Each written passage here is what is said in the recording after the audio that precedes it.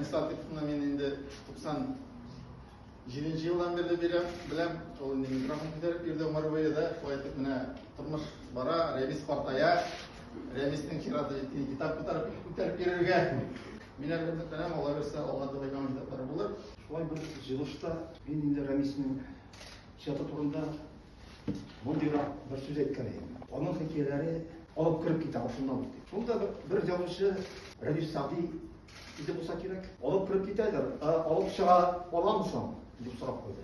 Мына сол алып қалған таң хикаясында Рәмис геройын қабірден алып шығады.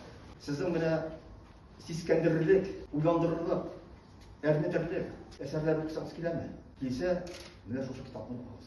Ана туған яғыннан, урғылы баққан бұжа су бойындағы емлі аулынан, шешеклі бұлынынан айырылып алып кетелер.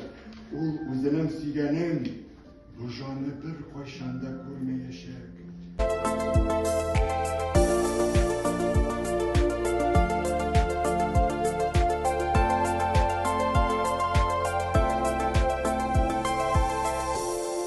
Gelinde qabat etкен китапны менә чыгарырга тәкъдим итүчеләргә өстәмгә зур рәхмәт, Вакыйф абыйга рәхмәт.